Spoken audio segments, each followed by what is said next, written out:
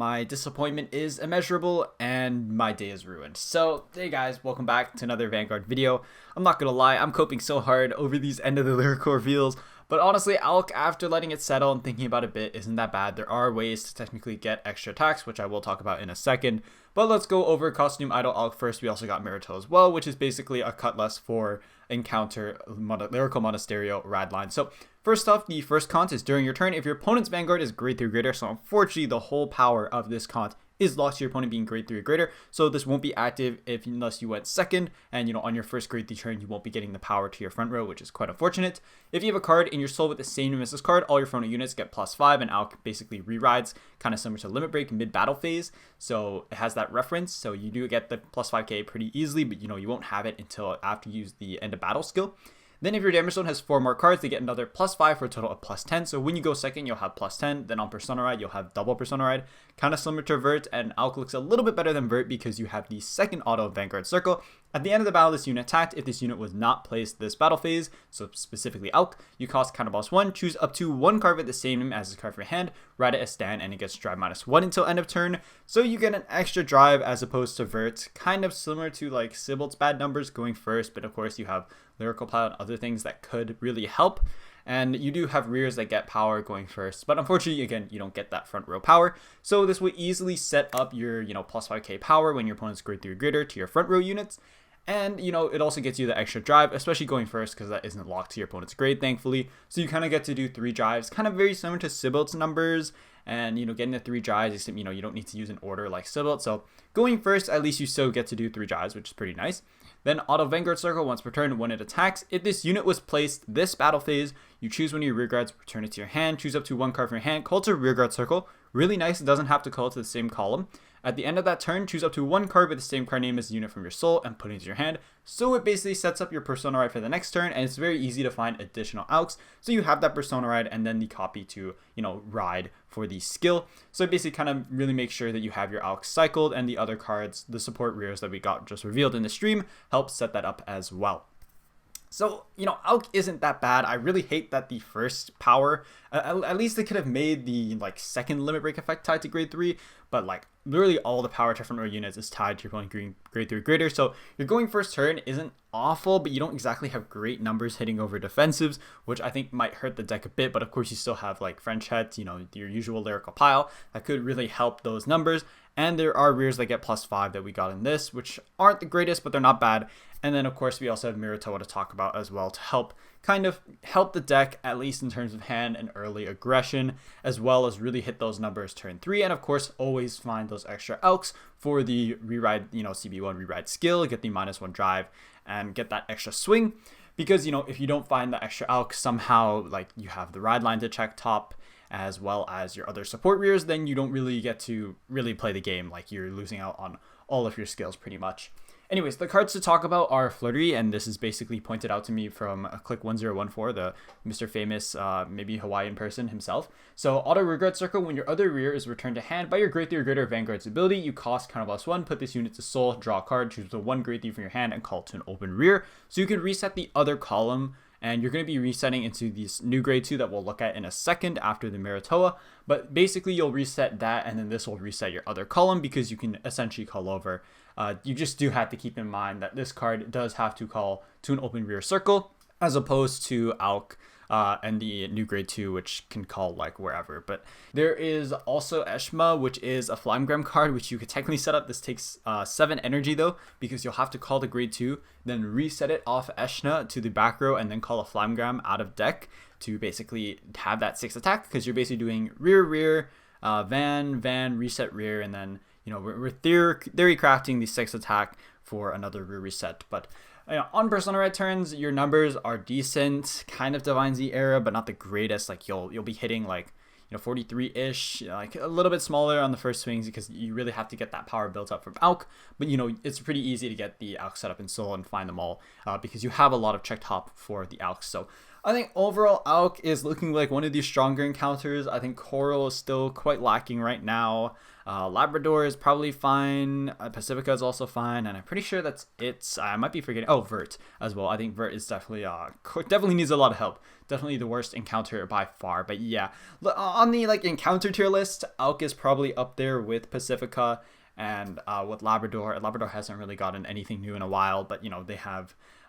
They were still quite a solid deck when they came out, and I think it could still do well in like a Lyrical Cup, but maybe not so well in like DZ meta now. But anyways, I think Alk overall is looking decent. You have the extra drive, you have the power to the front row, you have an extra rear reset, so you're doing at least 5 attacks pretty easily as long as you have that extra Alk, and it's pretty easy to get persona rides because you have so many ways to find Alks through the rears. So yeah, also there's the new Myrtoa, so we'll look at that first before we get to the Great Two Rears, but that's basically the theory crafting ways that Click mentioned to me that you can get the 6 attack. I'm sure there's another way, but those are basically the easiest ways to go about it. Alright, so we have Prism on the Water Myrtoa. This card's pretty straightforward. It's like Cutlass, but a little bit more flexible. It has the Sereia at either cost. So continuous, if your G-Zone has no cards, it gets all the following. This could mean we do get a Lyrical Monsterio or more so Bermuda Triangle Stride deck set, but again, you know, they always do this to future-proof. The same thing was with Cutlass, but like Cutlass, they wanted to lock it to one clan. But anyways, this doesn't basically guarantee that we get a Stride deck set, but we could still get one, is what I'm saying. Auto, when this card is discarded from hand during your ride phase, you choose a grade 3 with a clan icon from your ride deck, and you may reveal it. If either you revealed or you have a grade 3 greater Vanguard with a clan icon, you can cost Soul Blast 1 or Energy Blast 3 and draw 1. So technically this could be generic if you run Pacifica or a grade 3 with the encounter, you know, Bermuda Triangle clan symbol, but like really, I can't really see this like working out for ditch fodder besides like maybe Sajida or something random, but really they have better cards they could be running. But it is interesting to note that it does have that clause, kind of similar to like the Zorka Rideline errata that they did. But yeah, either using Soul Blast or an Energy Blast 3 is really nice. You can save your energy and just Soul Blast instead, because really you only need that one soul for the Sedna Aqua Rideline, and that's pretty much it. So you just get to cycle draw 1, which is really nice. Then it has the act very similar to the Cutlass in drop. If you have a grade 3 or greater Vanguard, grade 3 or greater card Vanguard with a clan icon, you can also remove 2 cards with the same name as this card from drop and countercharge 1. So pretty big, easy countercharge. So you have basically Alk's cost refunded, and nothing else really uses CB in this deck besides, you know, if you were to play like Flirty mentioned earlier, or, you know, Valifer, because Valifer is really nice, more soul for the on place and, you know, early game CB draw 1. So really, it's just nice utility for those decks. I think if anything, this is a bigger upgrade for like Pacifica, and for Prism, it's just easy cycle and also easy countercharge late game. I mean, it's not like Pacifica really had, like those decks had a big CB problem, but it's really nice just to have more CC. And of course, having that option between Soul Blast 1 or Energy Blast 3 is really nice because you could always save that energy for your other rear effects, because a lot of those decks have gotten Energy Blast 3 effects for their rears. So it's kind of nice to have that flexibility. So not really too much to say about Myrtoa. Pretty straightforward card. Really good cycler card. Very similar alternative cost like in Sereia, so you can save your energy for the future if you do get a really big energy cost, or you want to play really good rears that have Energy Blast 3 cost. And of course the CC1 is always very much appreciated.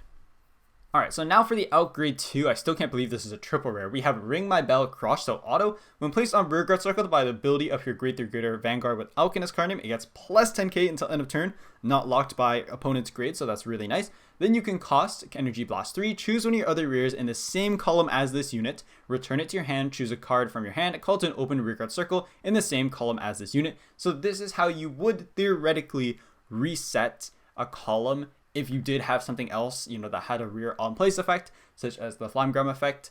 But yeah, you're still CB resetting a column, which does make pretty decent numbers, especially on your Persona turn, but it doesn't get you that 6 attack, which kind of sucks. But I mean, I think 5 attacks is still decent enough in this meta. It's just that Alk's numbers going first, again, and it really seems like the biggest weakness of the deck, aren't that great. But, you know, going second, it could still be decent enough. And, you know, being able to reset a column is nice. But, yeah, you're really not using Energy Blast 3 on anything else. I guess it could be on Myrtoa, but you can always just Soul Blast from Myrtoa instead to save your energy. Then the second skill is Auto Rearguard Circle. When it attacks, you choose a grade 3 with Alk in its card name from your ride deck and reveal it. If either you revealed or you have a grade 3 or greater Vanguard with Alk in its card name, you can cost Soul Blast 2 and draw 1. So you could be playing Soul in fronts, other ways to refuel Soul. I don't think Soul is going to be too big of an issue. But as you can see, between this and Myrtoa, you're pretty Soul and Energy Blast hungry. You don't have, you don't have to pay that E3 cost. Like, if you don't pay the cost, obviously you're not resolving the rest of the skill. Or for new players, if you don't cost energy bounce 3, you're not resolving the rest of the text to choose bounce reset in the same column.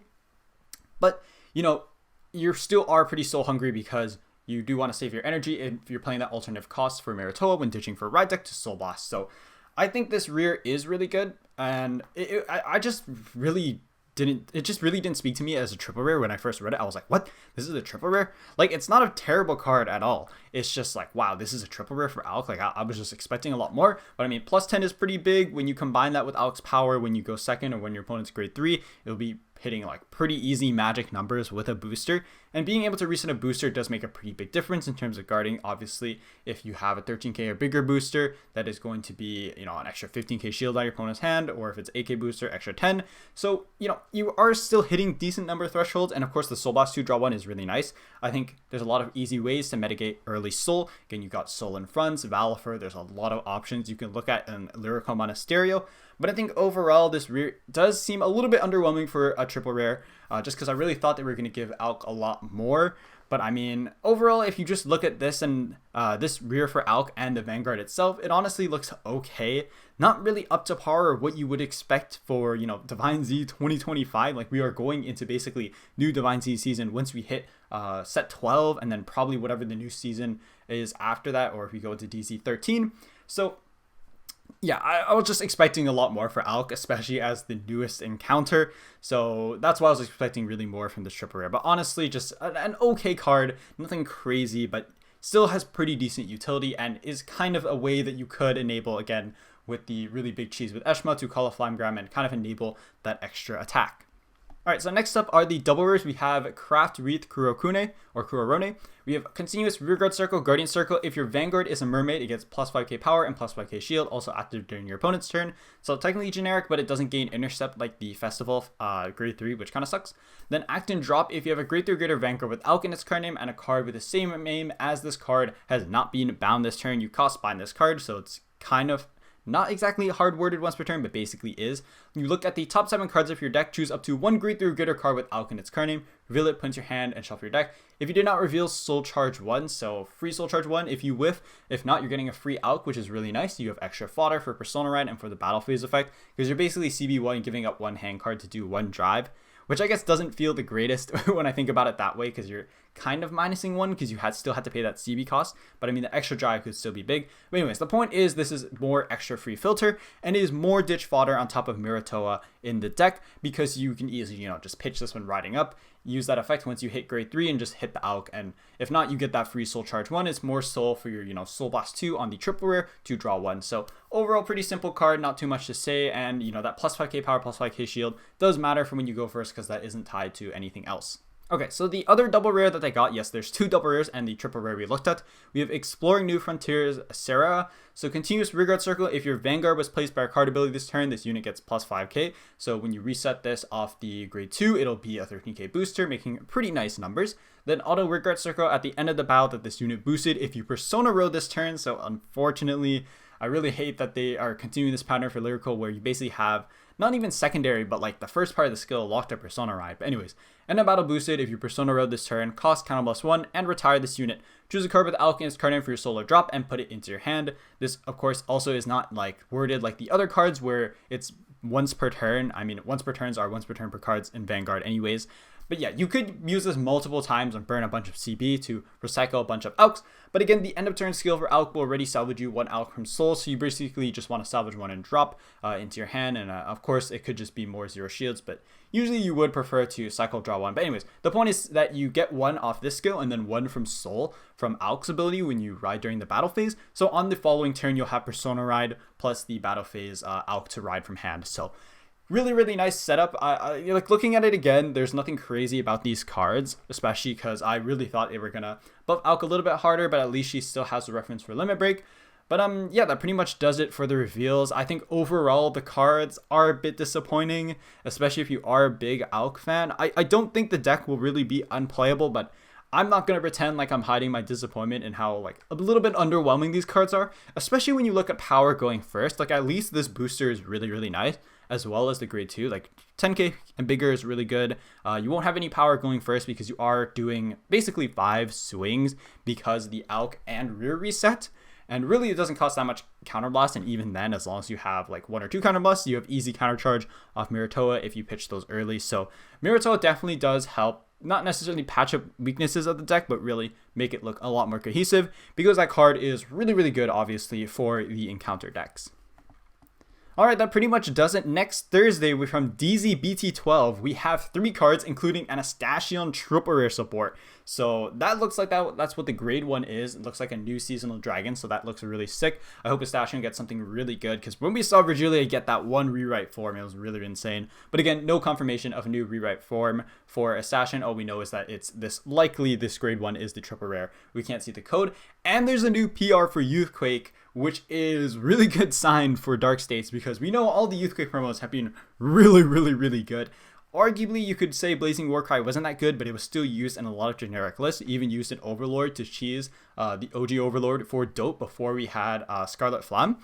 Because, you know, looking at the history of Youthquake orders, they've all been broken. Like, honestly, we know Habitat is so good, that card is still used in, like, not every Stochea deck, but every deck that can play it basically plays it, and it's free. We know the Nebula Knight order is broken. That card is also literally free. Play from drop at no cost, bind it. So I'm expecting this card to be really good, and the fact that it's a grade 2 means 2 things. First off, you can play it turn 2, then play Orions, you know, from hand, other than by a unit's ability, and just like make a free board, which is crazy. Like, this will probably be play from drop, play from soul. Again, I'm just speculating. And of course, since it's a grade 2, you actually can't cheese it off Tug, because you can't just, you know, bind Tug, shove it to soul, and then, you know, put this from soul into from deck into soul is what I mean. But yeah, that pretty much does it for me. Thank you guys so much for watching. I think this will be quite the reveal, especially if that Youthquake PR is broken, and hopefully we do get it earlier in English, because we know we're not getting the, at least, well, I would say current, but they're kind of outdated Youthquake promos until February, which is quite late for us. But yeah, exciting reveal. Let me know what you think of the Alk and Myrtoa reveals. I was expecting a little bit more from Myrtoa, because I saw Nax tweet kind of hyping it, and it honestly is a really good card for encounters.